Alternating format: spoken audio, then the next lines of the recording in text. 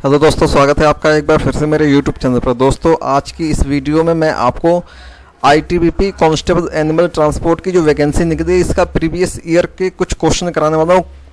Actually जो ये exams होते हैं जितने भी आपके फोर्स के, जैसे आईटीबीपी हो गया, बीएसएफ हो गया, एयरफोर्स वगैरह, जितने भी एग्जाम्स होते हैं इनका क्या होता है कि जब एग्जाम हो जाते हैं तो जो आपका क्वेश्चन पेपर होता है और ओएमआर शीट होती है, दोनों सबमिट कर दी जाती है। यानी आपको ओएमआर शीट और क्वेश्चन पेपर वहाँ एग्जाम सेंटर में जमा करा के घर आना होता है। ठीक है, आपको ये क्वेश्चन पेपर दिया नहीं जाता। ठीक है दोस्तों, तो जो भी फोर्स के एग्ज़ाम होते हैं उन सारे एग्जाम्स में 90% एग्जाम्स में यही चीज़ देखी जाती है। ठीक है दोस्तों, तो इस वीडियो में मुझे कुछ ऐसे क्वेश्चंस मिले हैं जो कि आईटीबीपी कांस्टेबल एनिमल ट्रांसपोर्ट के जो लास्ट ईयर का जो एग्ज़ाम हुआ था, ठीक है, ये 2018 में एग्जाम हुआ था, उसके कुछ क्वेश्चंस मिले जीके जीएस के। ठीक है, तो मैं आपको वो क्वेश्चंस कराने वाला हूँ। ये क्वेश्चन देखने के बाद आपको एक तरह से तैयारी का लेवल पता पड़ जाएगा कि आपको किस टाइप की तैयारी करनी है जिससे कि आप ये एग्ज़ाम क्रैक कर सकें। ठीक है दोस्तों, तो यदि आप मेरे चैनल पर नए हैं, वीडियो को पहली बार देख रहे हैं दोस्तों, तो चैनल को सब्सक्राइब करना ना भूलें और बेल आइकन को भी आपको प्रेस करना है ताकि जैसे मैं वीडियो अपलोड करूँ आपके पास तुरंत नोटिफिकेशन आ जाए। तो चलिए आइए इस वीडियो करते हैं स्टार्ट। ये जो क्वेश्चन पेपर है ये इंग्लिश और हिंदी दोनों भाषाओं में है। एक बार मैं क्वेश्चन इंग्लिश में रीड करूंगा, देन हिंदी में। ठीक है, इसके बाद मैं आपको इसका आंसर बताऊंगा, तो आपको पेशेंस रखना है। ठीक है दोस्तों, चलिए आइए करते हैं वीडियो को स्टार्ट। तो दोस्तों, जो आज का हमारा सबसे पहला क्वेश्चन है वो हमसे पूछा है, how many schedules the constitutions of India contains. ठीक है, यानी हमसे ये पूछा गया है भारत के संविधान में कितनी अनुसूचियां हैं। तो दोस्तों, भारत के संविधान में कितनी अनुसूचियां हैं, तो भारत के संविधान में आपकी 12 अनुसूचियां, यानी ऑप्शन नंबर डी है आपका करेक्ट आंसर है। जैसा कि आप देख सकते हैं, ऑप्शन नंबर डी है आपका करेक्ट आंसर। भारत के संविधान में 12 अनुसूचियां हैं। ठीक है, चलते हैं नेक्स्ट क्वेश्चन की ओर। नेक्स्ट हमसे पूछा है, the constitution of India was adopt in, यानी भारत के संविधान को कब अपनाया गया था। ठीक है, तो दोस्तों भारत के संविधान को अपनाया गया था 26 नवंबर 1949 को। ठीक है, और भारत के संविधान को लागू कब किया गया था, ये आपको लागू किया गया था 26 जनवरी 1950 को भारत के संविधान को लागू किया गया था। जब भारत के संविधान को अपनाया गया यानी 26 नवंबर 1949 को, तब केवल 15 अनुच्छेद यानी आर्टिकल्स को लागू किया गया था। ठीक है दोस्तों, ये भी आपको याद रखना है। इस क्वेश्चन का करेक्ट आंसर क्या है आपका, ऑप्शन नंबर सी। चलते हैं नेक्स्ट क्वेश्चन की ओर। नेक्स्ट है हमारा, in a nuclear reactor one of the following is used as a fuel, यानी परमाणु रिएक्टर में निम्नलिखित में से एक ईंधन के रूप में प्रयोग किया जाता है। यानी जो हमें ऑप्शन दे रखे हैं, हमसे ये पूछा क्वेश्चन में कि परमाणु रिएक्टर जो होता है उसमें ईंधन के रूप में किसका प्रयोग किया जाता है। ठीक है, तो इसका करेक्ट आंसर है दोस्तों ऑप्शन नंबर बी, यानी यूरेनियम। यानी जितने भी परमाणु रिएक्टर होते हैं उसमें ईंधन के रूप में यूरेनियम का प्रयोग किया जाता है। तो इसका करेक्ट आंसर है ऑप्शन नंबर बी आपका करेक्ट आंसर। चलते हैं नेक्स्ट क्वेश्चन की ओर।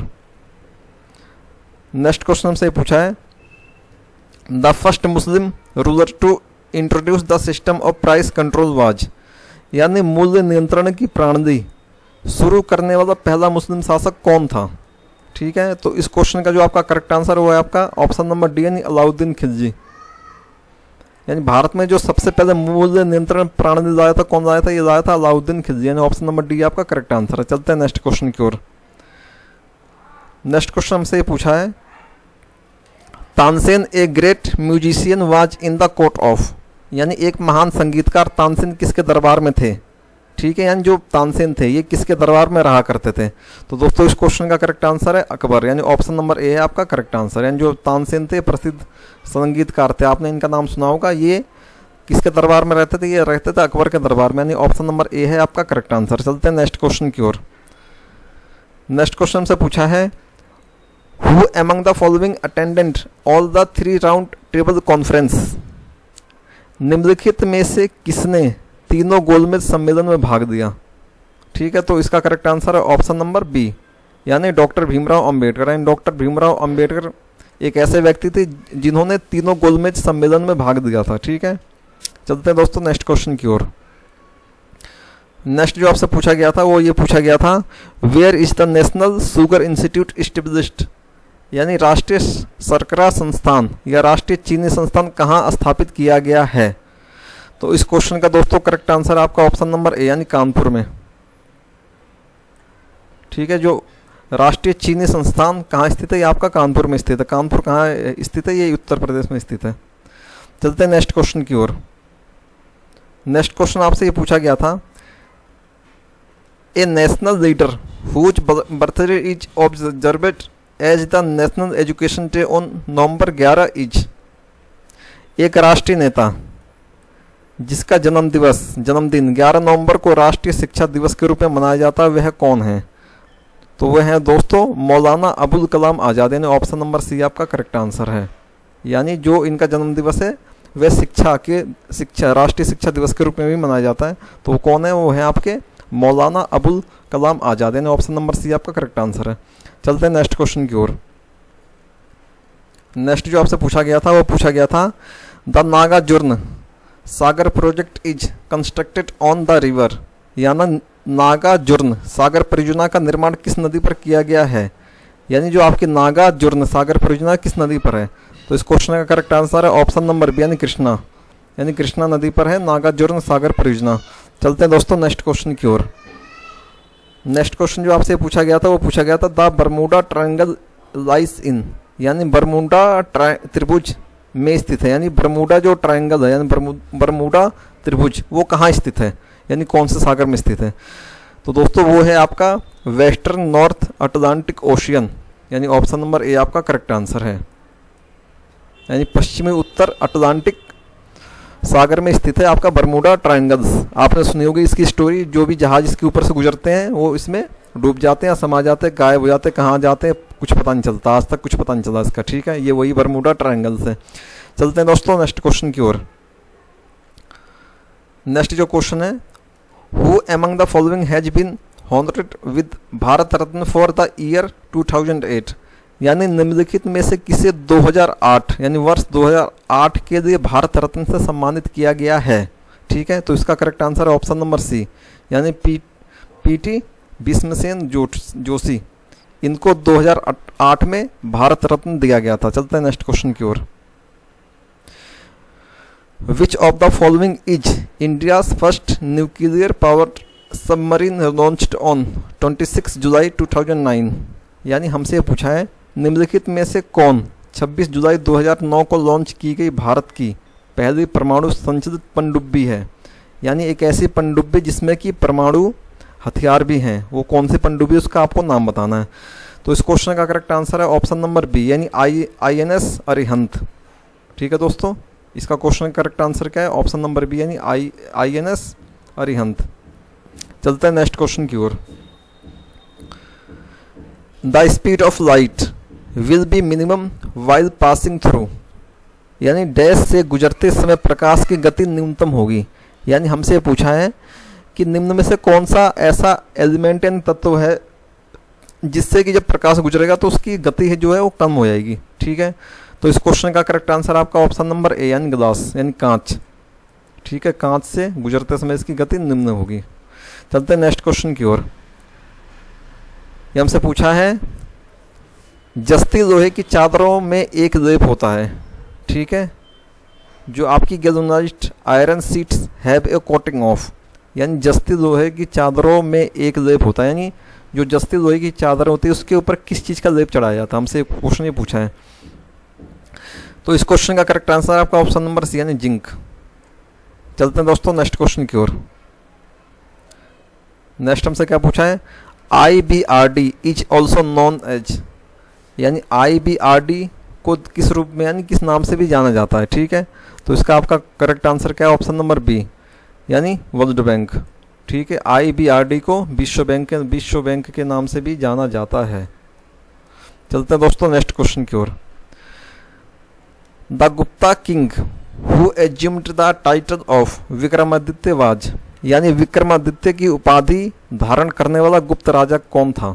ठीक है, तो इसका करेक्ट आंसर है ऑप्शन नंबर सी यानी चंद्रगुप्त सेकंड। ठीक है, सेकंड इसलिए कहा गया क्योंकि चंद्रगुप्त फर्स्ट भी थे, उसके बाद जो सेकंड आए थे जो दूसरे आए थे उनका नाम सेकंड रख दिया गया। चंद्रगुप्त सेकंड थे जिन्हें विक्रमादित्य की उपाधि दी गई थी। चलते हैं दोस्तों नेक्स्ट क्वेश्चन की ओर।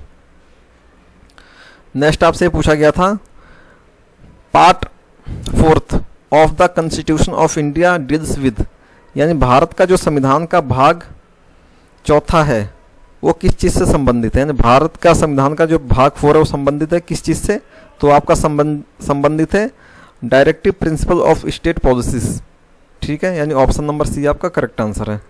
चलते हैं नेक्स्ट क्वेश्चन की ओर। नेक्स्ट क्वेश्चन जो आपसे पूछा गया वही पूछा गया, which amidst the following countries of the European Union has not adopt the single currency euro. Hindi में समझते हैं, यूरोपीय संघ के निम्नलिखित देशों में से किसने एकल मुद्रा यूरो को नहीं अपनाया है, ठीक है, यानी यूरोपीय संघ में जितने भी देश हैं उसमें से कौन सा ऐसा देश है जिसने जो यूरोपीय संघ की एक मुद्रा यूरो, ठीक है, उसको नहीं अपनाया, यानी उसको एक्सेप्ट करने से मना कर दिया कि ये मैं अपने देश में नहीं चलाऊंगा, ठीक है। कौन सा देश है, तो वो देश है आपका यूके, ये यानी यूनाइटेड किंगडम, यानी इसे ब्रिटेन भी कहा जाता है, ठीक है दोस्तों। ब्रिटेन का जो संविधान है, इसका संविधान क्या है, इसका संविधान अलिखित है, यानी बिना लिखा हुआ संविधान है, ठीक है दोस्तों। चलते हैं नेक्स्ट क्वेश्चन की ओर। नेक्स्ट आपसे ये पूछा गया था, permanent member of UN security councils are, यानी संयुक्त राष्ट्र सुरक्षा परिषद के अस्थायी सदस्य कौन से हैं, ठीक है। तो जो संयुक्त राष्ट्र सुरक्षा परिषद, इसके अस्थायी सदस्यों की संख्या कितनी है, 5, यानी इसके परमानेंट मेंबर है, ठीक है। और बाकी 15 मेंबर ऐसे होते हैं जो कि हर 2 साल बाद चेंज होते रहते हैं, ठीक है।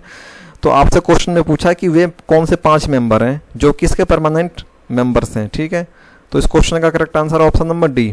कौन कौन से हैं, एक आपका यूएसए यानी America, UK, France, Russia and China, ठीक है, ये हैं इसके परमानेंट 5 मेंबर।